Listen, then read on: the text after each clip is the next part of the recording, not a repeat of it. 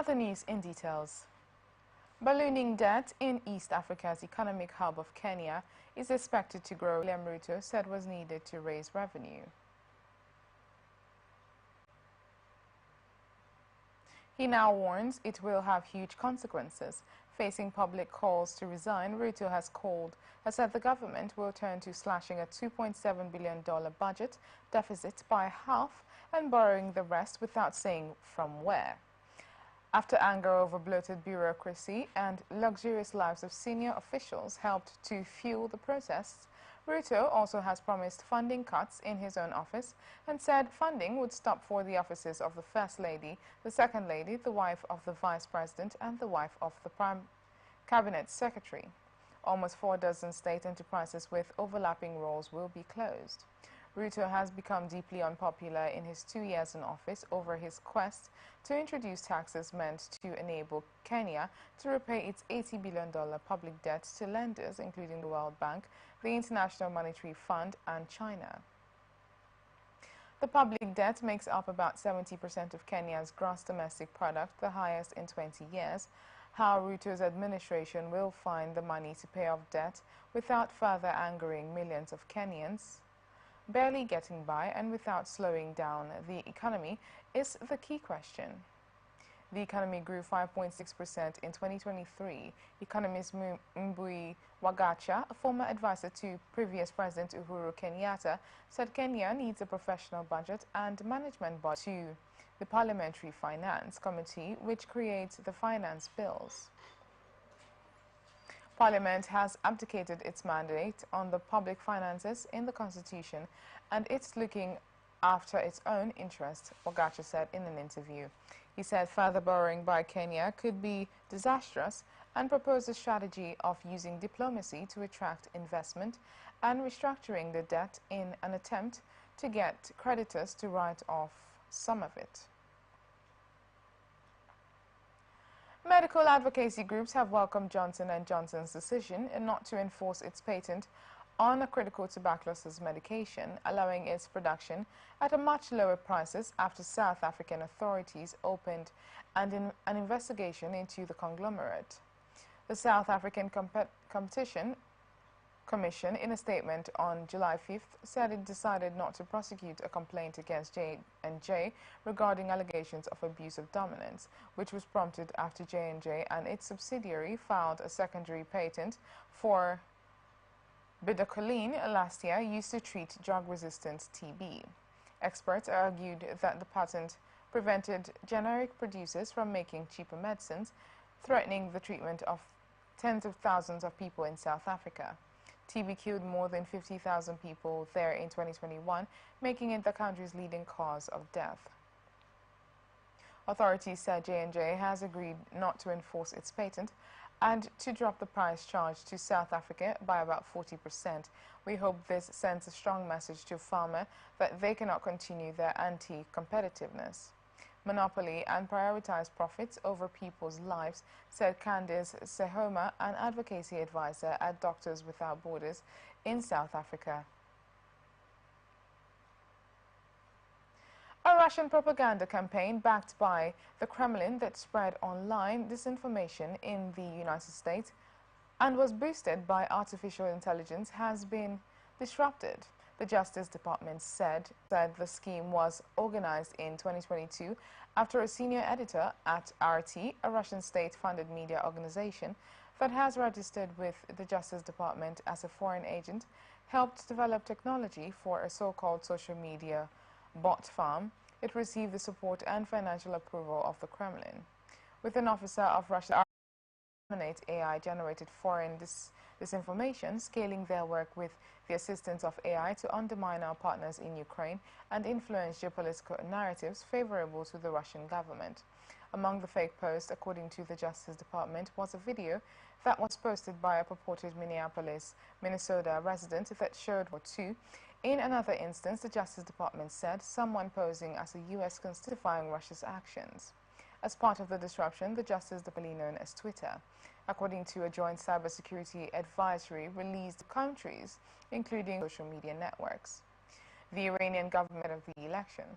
White House Press Secretary Karine Jean-Pierre said it was important to warn Americans to help activities.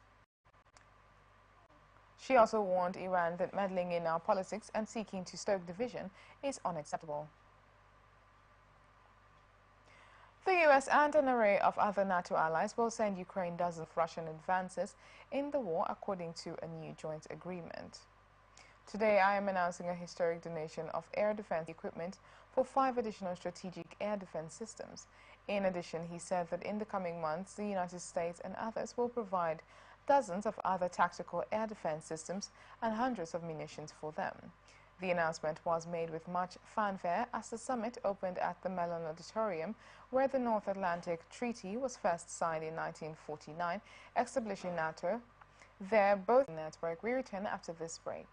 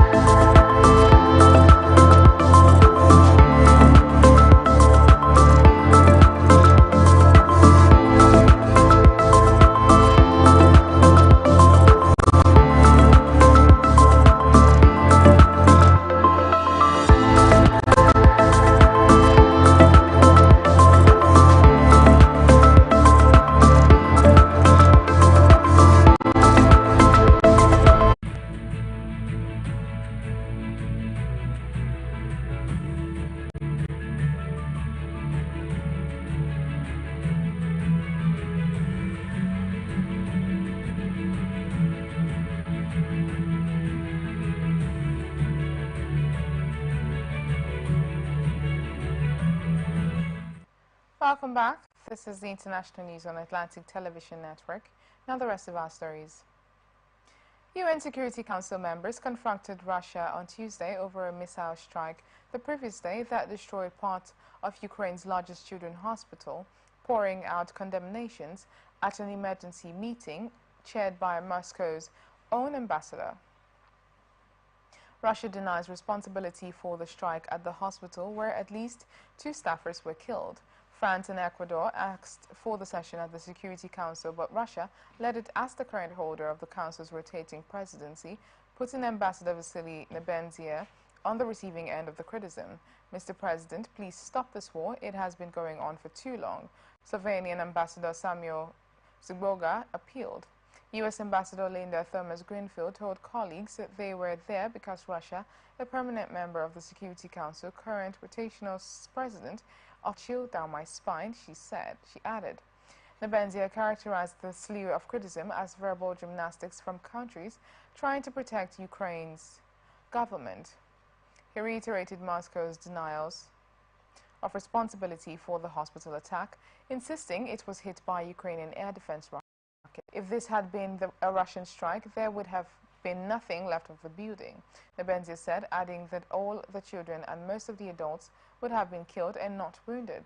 The strike on the Okhmedit Children's Hospital was a part of a massive daytime barrage in multiple cities, including the capital of Kyiv. Officials said at least 42 people were killed. The attack also damaged Ukraine's main specialist hospital for women and hit key energy infrastructure. At Okhmedit, the grounds shook and the walls trembled. Both children and adults screamed and cried from fear, and the wounded from pain. Cardiac surgeon and anesthesiologist Dr. Vladimir Zovnia told the Security Council by video from Kyiv it was a real hell.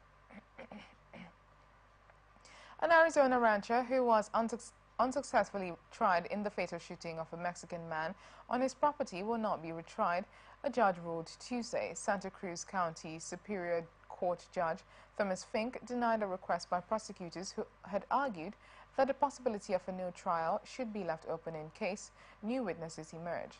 Fink agreed with attorneys for rancher George Allen Kelly, who said the case should be dismissed with prejudice, meaning it cannot be brought back to court, but wanted the opinion to retry it if circumstances change.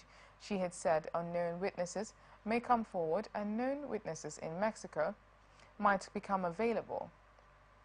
Kelly, 75, was on trial for nearly a month in Nogales, a city on the border with Mexico, in the death of a 48-year-old Gabriel Suen-Buitmer, who was fatally shot on January 30, 2023. Kelly was charged with second-degree murder.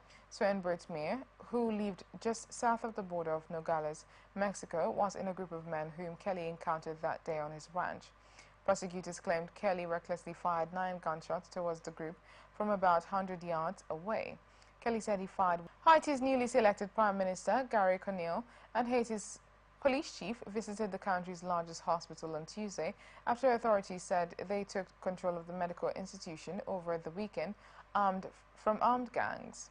Haitian police chief Normil Ramil told a news conference Monday that police took control of the hospital of the State University of Haiti, known as the General Hospital in Port-au-Prince. On Sunday night, after months of escalating attacks from armed groups, Haitians will wake up one morning and find the operation done and the bandits stopped and neutralized, Normil said at the briefing, but did not take questions from the media. He was accompanied by Kenyan officer Godfrey Otunge, who said that the UN-backed contingent of Kenyan police intends to work closely with Haitian authorities as well as local and international partners dedicated to rebuilding Haiti. Heavily armed Haitian police patrolled the area around the University Hospital in Port-au-Prince on Tuesday ahead of a visit by Prime Minister Gary Conille. The walls of the hospital and surrounding buildings are riddled with bullet holes, a telltale of the violent and several shootouts that took place in downtown Port-au-Prince, less than a block away from the National Palace. The green and white colored hospital was left ravaged by gangs with beds stripped of their cots and ceiling fans on the floor. The building's interior was left with debris and lighting fixtures among the hospital's cubicles. Hospital walls and nearby buildings were riddled with bullet holes, signaling fights between police and gangs in the neighborhood. The hospital is just across the street from the National Palace, which was the scene of several battles in the last 5 months. Conille said the building looked like a war zone. Council member Louise Gerald Gillies was also present on Tuesday's visit and announced the hospital should be in full service by February 2026. Conille said the hospital served about 1,500 people a day before the gang's chokehold. This hospital is not for the rich, it is for the poor, Conille said on Tuesday. These are people that need serious help that can't go see a private doctor. The attacks from criminal groups have pushed Haiti's health system to the brink of collapse, and the escalating violence has led to a surge in patients with serious illnesses and a shortage of resources to treat them. Haiti's new Prime Minister, Gary Conille, has called the history of foreign intervention in his country a mixed bag that has included human rights abuses and a lack of respect for sovereignty and local culture. Some in Haiti, however, have welcomed the new mission with hope.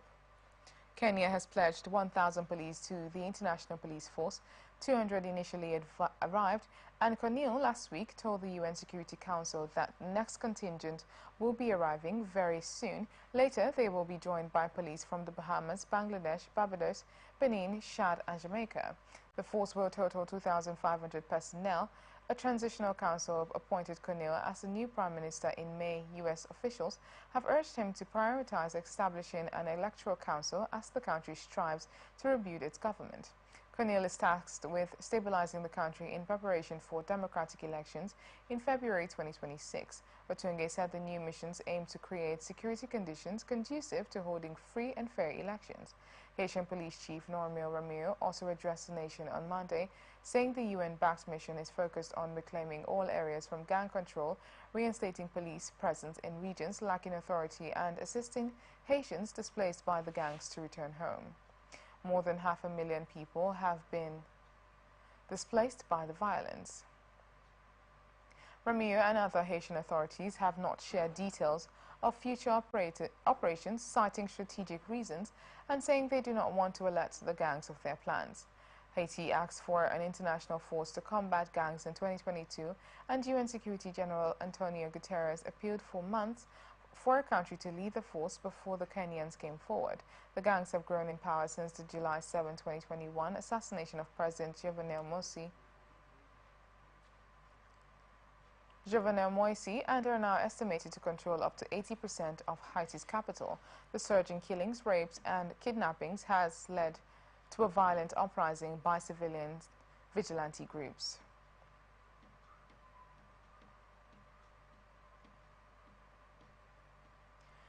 A suspected attack by Yemen's Houthi rebels targeted a ship in the narrow Bab el-Mandeb Strait on Wednesday, as authorities acknowledged the rebels launched their longest-range attack yet on a U.S.-flagged vessel near the Arabian Sea.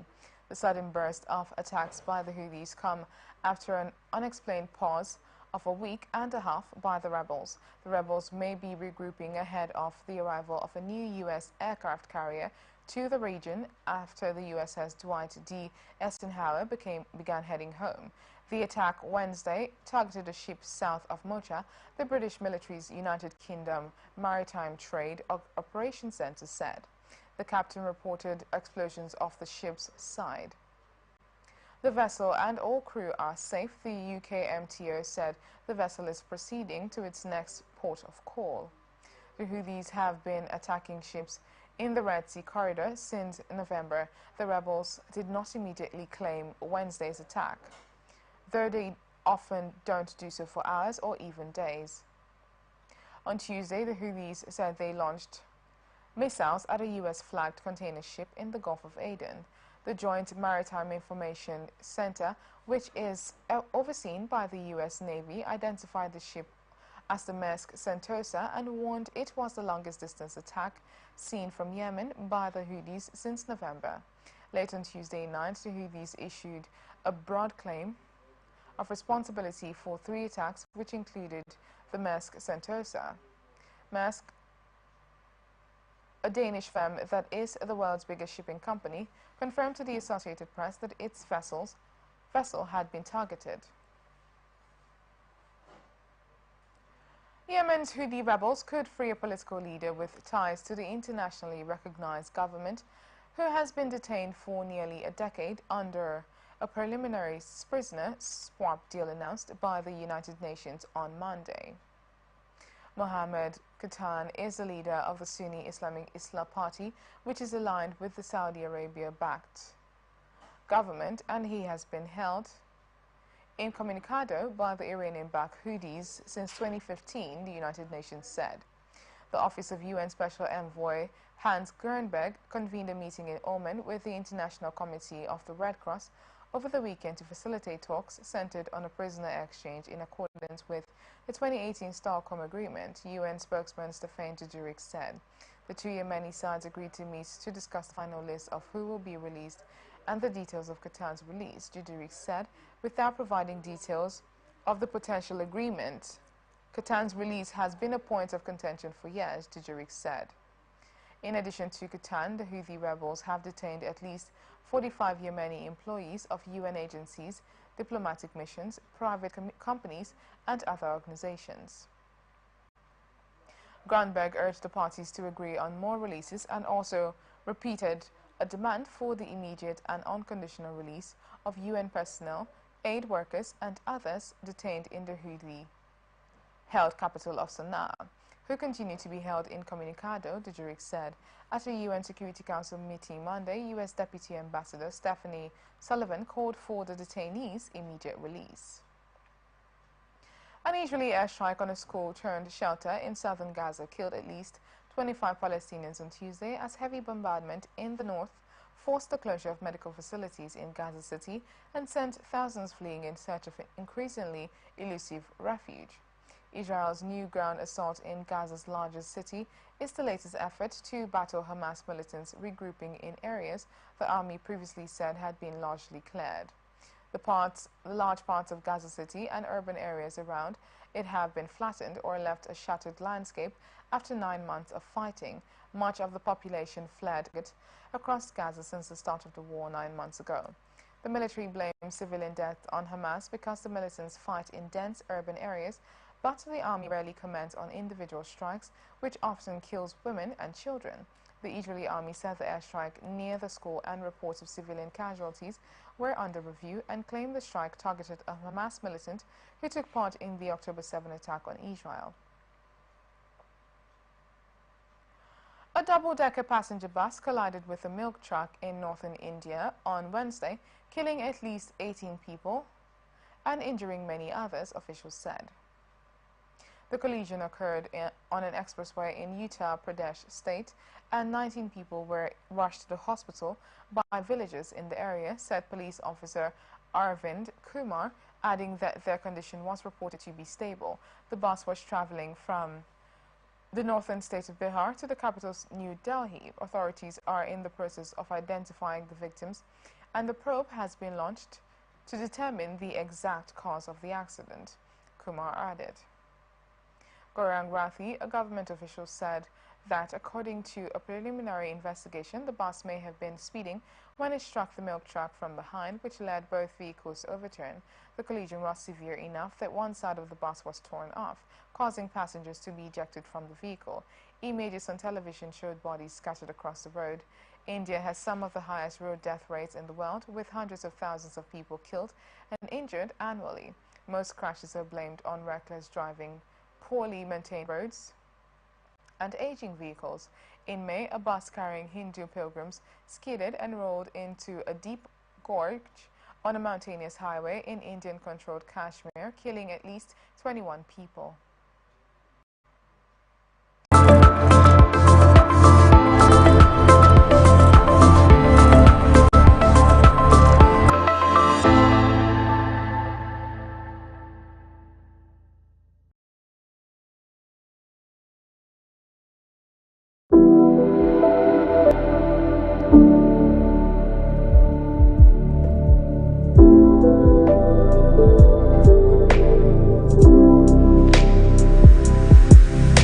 Refused to wear the mandatory headscarf or hijab in an act of defiance of the country's law. The semi-official Tasnim news agency said police went to the Turkish Airlines office in Tehran on Monday to issue what is called a first warning over the non-observance of hijab by the company's employees.